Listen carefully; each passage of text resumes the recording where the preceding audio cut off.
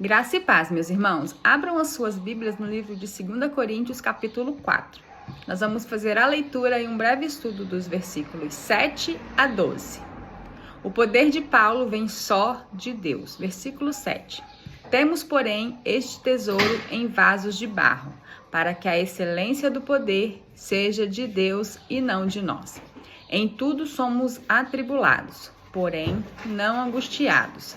Perplexos, porém não desanimados, perseguidos, porém não desamparados, abatidos, porém não destruídos, levando sempre no corpo o morrer de Jesus, para que também a sua vida se manifeste em nosso corpo.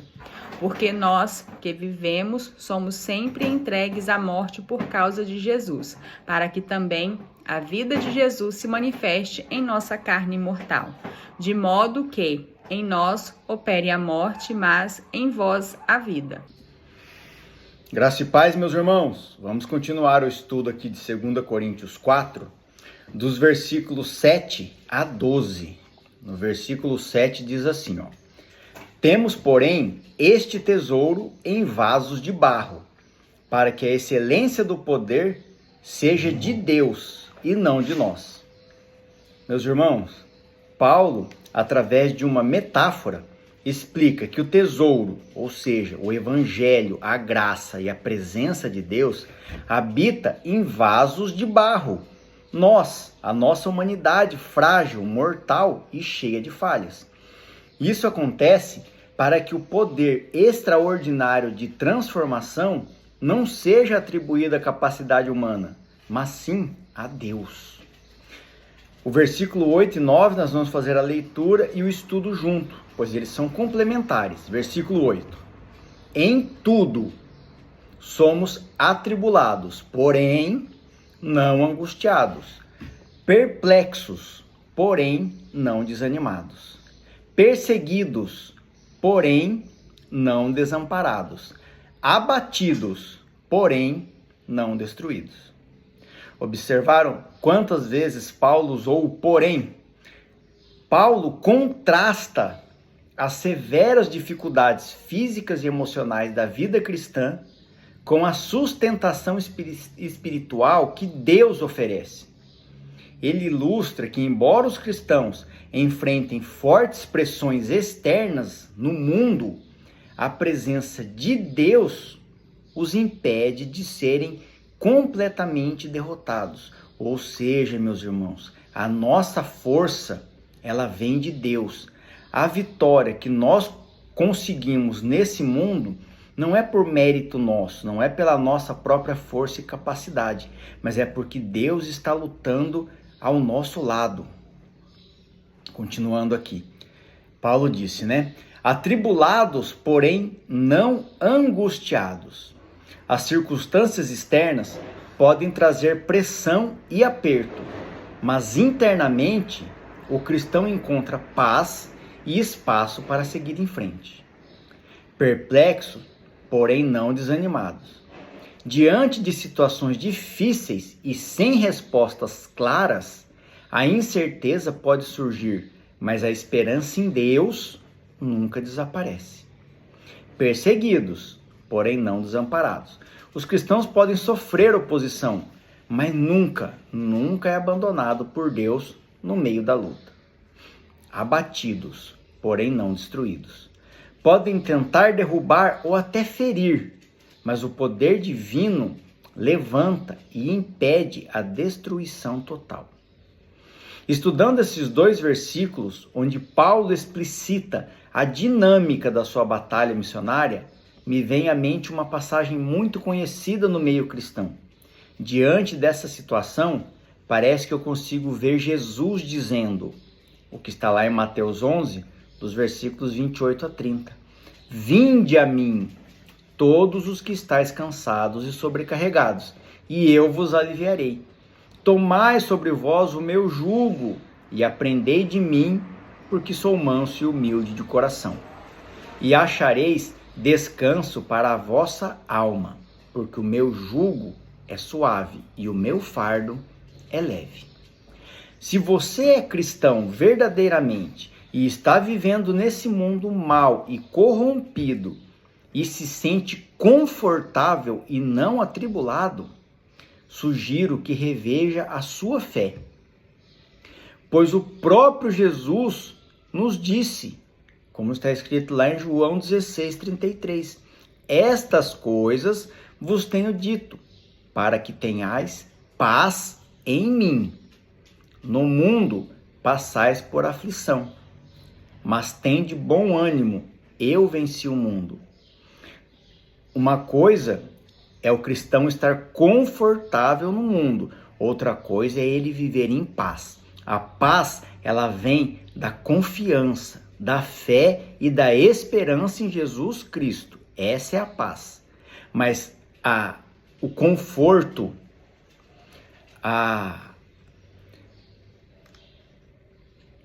estabilidade, a tranquilidade, o conformismo é você olhar para o mundo e não sentir o agir do inimigo diante da vontade de Deus. Versículo 10. Levando sempre no corpo o morrer de Jesus, para que também a sua vida se manifeste em nosso corpo. Muitas vezes encontramos dificuldades para interpretar as mensagens de Paulo. Como eu disse em estudos anteriores, claramente nessa segunda carta aos Coríntios, Paulo está passando por um momento difícil na sua caminhada. Talvez o peso da batalha constante esteja sobrepujando o espírito do apóstolo nesse momento. A lição mais bonita e importante que podemos tirar dessa história é que, quando não conseguirmos mais suportar a pressão da batalha aqui na terra, podemos sempre contar com o consolo, a ajuda e o amparo de Jesus. Paulo, mesmo abatido e exaurido, demonstra a sua confiança inabalável em Deus. Quando Paulo diz, levando sempre no corpo o morrer de Jesus, no meu entendimento, podemos concluir que Paulo se refere à transformação, conversão, à morte do velho homem carnal e corrompido e o nascimento do novo homem. Vamos trazer uma referência aqui que está lá em Efésios 4, 22 a 24, onde o próprio apóstolo Paulo disse, no sentido de que, quanto ao trato passado, vos despojeis do velho homem, que se corrompe segundo as concupiscências do engano, e vos renoveis no espírito do vosso entendimento, e vos revistais do novo homem, criado segundo Deus, em justiça e retidão, procedentes da verdade. Uma outra referência transmitindo a mesma mensagem, porém em outra época, outras pessoas, outro lugar, mas o mesmo propósito. Vou citar aqui João 3, dos versículos 3 a 6, que diz assim, A isto respondeu Jesus, em verdade te digo, que se alguém não nascer de novo, não pode ver o reino de Deus. Perguntou-lhes Nicodemos, como pode um homem nascer sendo velho? Pode porventura voltar ao ventre materno e nascer segunda vez? Respondeu Jesus, em verdade te digo, quem não nascer da água e do Espírito não pode entrar no reino de Deus. O que é nascido da carne é carne, e o que é nascido do Espírito é Espírito. Vejam como nesse trecho, Jesus, em um diálogo com Nicodemos, que era um rabino, que era um mestre rabino, um dos rabinos mais influentes daquela época, e o próprio Nicodemos estava interpretando as palavras de Jesus como literais, ou seja, um novo nascimento, ao ver de Nicodemos, ele teria que voltar para o ventre da mãe e nascer de novo. Hoje nós temos o entendimento que não é disso que está falando. está falando de transformação, de conversão. Como nós citamos ali em Efésios 4, de 22 a 24, é a morte do velho homem e o nascimento de nova criatura. Ou seja, nós deixamos de ser aquela pessoa má e corrompida para ser a nova criatura criada por Deus em justiça e retidão. O estudo bíblico, ele não deve ser feito de forma isolada, analisando separadamente cada versículo e buscando extrair teologicamente a essência da palavra de Deus. O estudo bíblico deve ser guiado pelo Espírito Santo, que nos conduz conforme a sua vontade, para contribuir com o nosso entendimento. O Evangelho de Jesus Cristo foi, é e sempre será atual e direcionado individualmente a cada um de nós. Por que individualmente? Porque, como eu disse, depende da inspiração do Espírito Santo. Não existe a verdade absoluta na interpretação do Evangelho. Versículo 11. Porque nós que vivemos somos sempre entregues à morte por causa de Jesus, para que também a vida de Jesus se manifeste em nossa carne mortal. Mateus 16, 24 a 25 é uma referência para que nós possamos refletir. Então disse Jesus a seus discípulos, aqui é Jesus falando: se alguém quiser vir após mim, a si mesmo se negue, tome a sua cruz e siga-me. Porquanto, quem quiser salvar a sua vida, perdê-la-á. E quem perder a vida por mim, achá-la-á. No meu entendimento, meus irmãos, quando Paulo diz que somos sempre entregues à morte, essa frase não tem apenas o sentido literal de morte. Obviamente, devido às perseguições e todas as tribulações pelas quais foram e ainda são impostas aos cristãos, o risco da morte física é real. Mas a essência do cristianismo não é essa a verdadeira morte, pois através de Jesus Cristo seremos salvos e ressuscitaremos com ele para a vida eterna na sua glória. Mas a morte eterna, essa sim é o fim tão temido pelos cristãos, pois trata-se da morte da alma. Já quando Paulo cita a vida de Jesus se manifeste em nossa carne. Aqui temos a confirmação do que dissemos anteriormente, pois a conversão verdadeira proporciona a morte do velho homem e o nascimento de nova criatura. Esse sim refletindo em suas atitudes, ou como Paulo diz, em nossa carne, a face do Senhor. Versículo 12. De modo que em nós opera a morte, mas em vós a vida. Mais uma vez, as palavras de Paulo geram dificuldade de entendimento. Através de suas palavras, o apóstolo expressa seus sentimentos e as suas dores internas.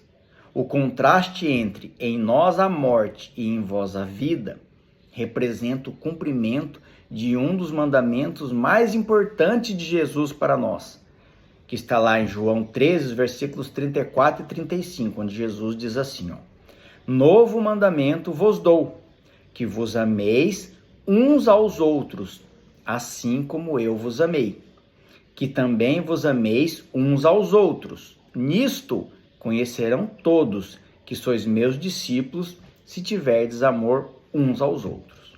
Não se trata de um amor romântico, mas um amor sacrificial, onde a sua vida se torna menos importante do que a vida do seu irmão. Assim como Cristo morreu por nós, nós devemos morrer pelo próximo. No caso de Jesus, foi uma morte literal e sacrificial na cruz. Já no nosso caso, basta negarmos a nós mesmos.